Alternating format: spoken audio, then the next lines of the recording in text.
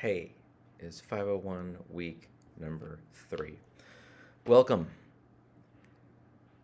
We're here, September. I hope you're hanging in there.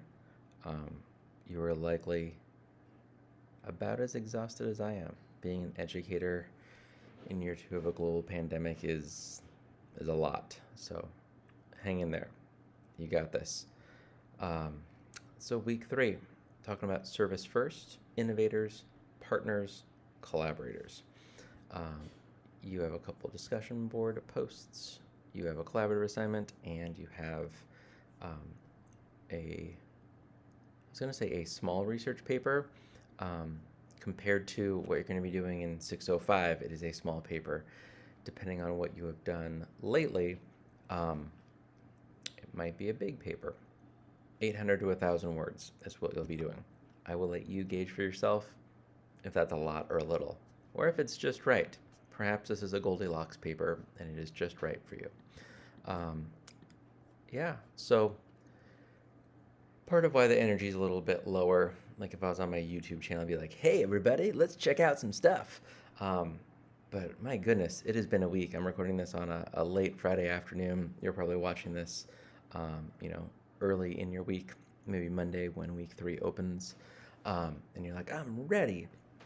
Or maybe you're just exhausted all the time. That's okay as well. Part of my deep exhaustion, in addition to many, many other things, is a pretty amazing thing.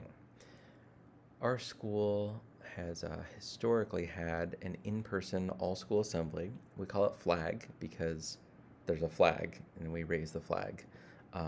It's not a creative name, but it is stuck. So we have FLAG, we have our assembly. The last 18 months, we have done that remotely.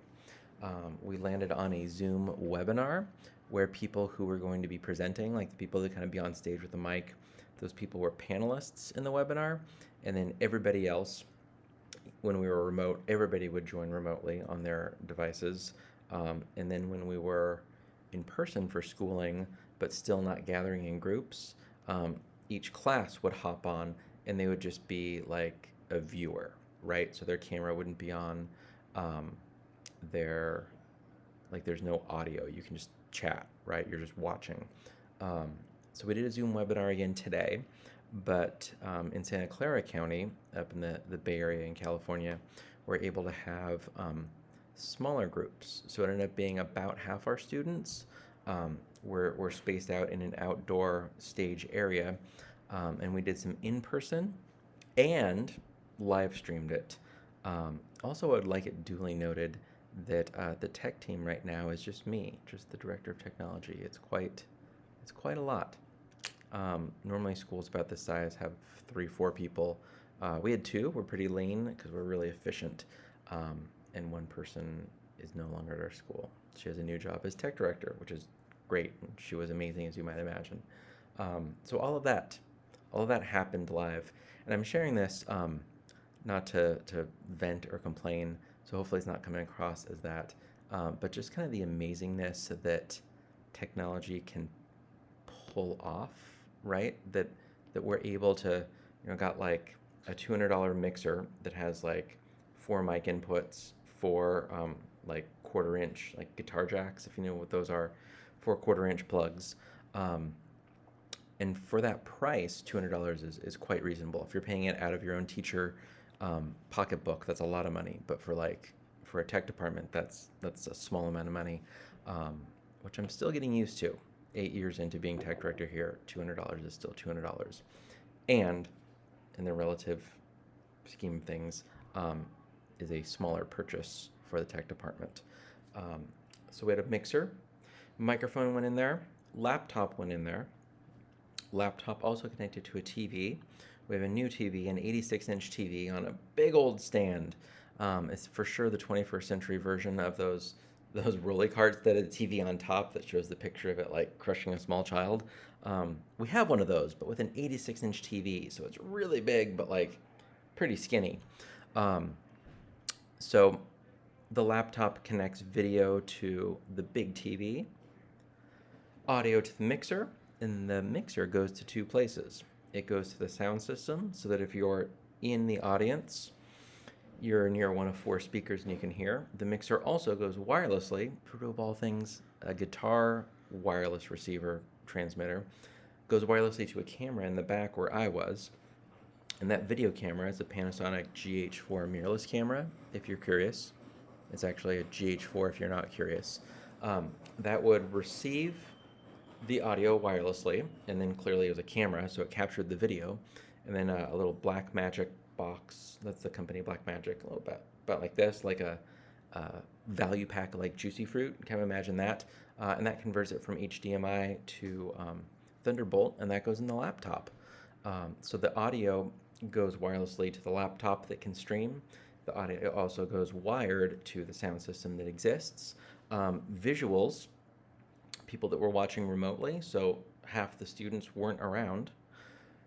They were in their rooms, so they hopped on a Zoom webinar and watched the video camera I was running. They could hear with that wireless audio. If you're there in person, you're just watching people like we used to do. And then that big TV actually worked for everybody.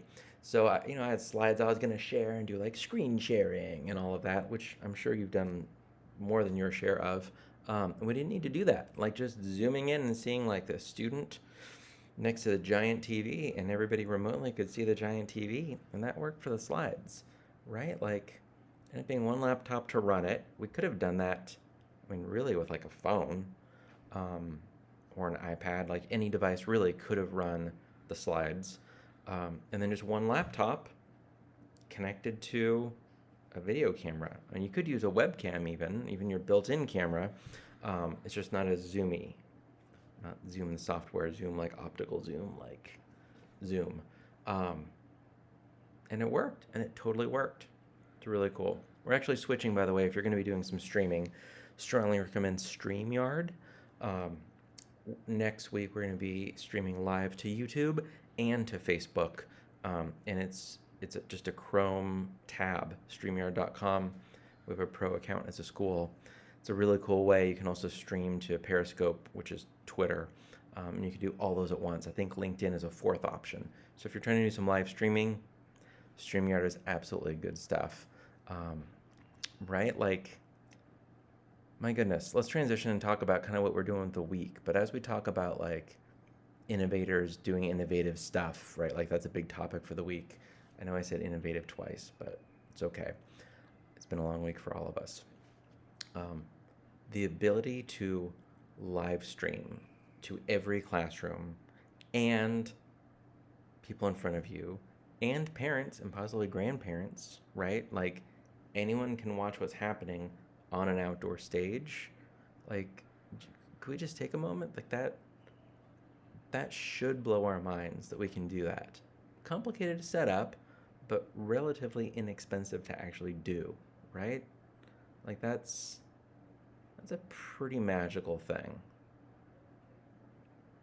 All right, kind of soaked in, right? These things just kind of become a commonplace, but they should continue to fill us with wonder, with awe.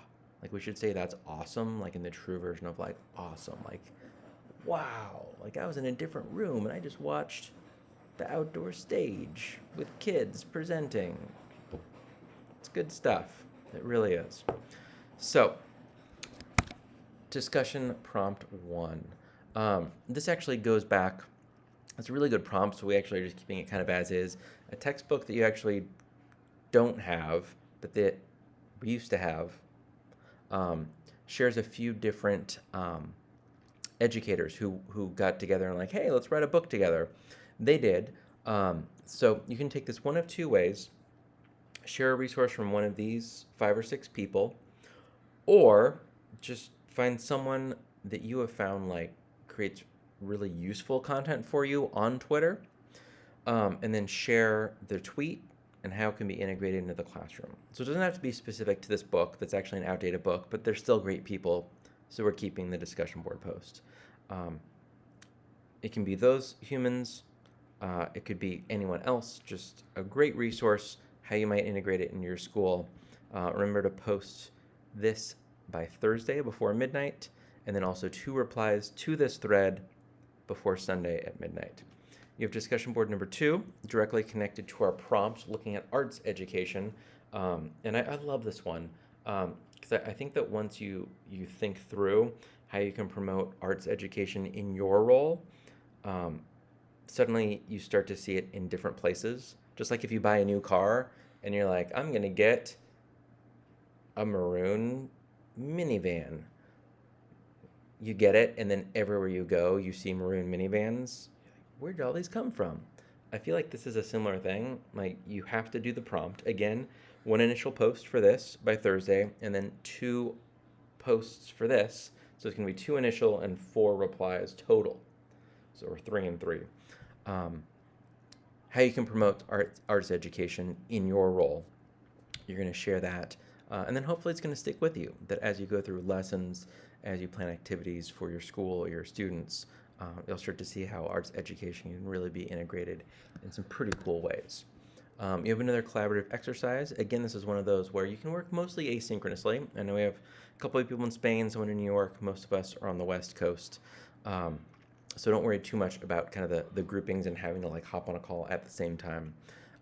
You're going to design a rubric looking at what a good infographic looks like, right? You're going to give us at least 10 infographics and then create a table in a Google Doc where you're going to rank each one using that rubric. This is going to tee you up for a future assignment, as well as your assignment number 2, which is 45 points, so just under a sixth of the points for the course. About 1,000 words, just under 1,000 words, a research paper on elements of 21st century education. Make sure this is APA formatted. There's lots and lots of APA resources. Be sure and look at those. Look at the rubric as you do it. There's going to be 3 big sections, so I strongly recommend 3 big headings for your paper. Looking at factors causing change in 21st century education. You can definitely talk about a global pandemic as part of it, and make sure you're also citing some sources. You need to have at least 3 sources. One of those can be the Robinson text. So just saying like the global pandemic has changed things. Yes, and at least 3 citations in this. The second big section of this paper is going to be elements of 21st century learning, and then that third part is going to be kind of analysis or your opinion on it. So take a look at the rubric. That really will walk you through what is being asked, and that's exactly how I grade. So as long as you address what's on the rubric in that far column, you'll be in shape. So that is all for week number 3. As you have questions, feel free to reach out, and happy week 3, everybody.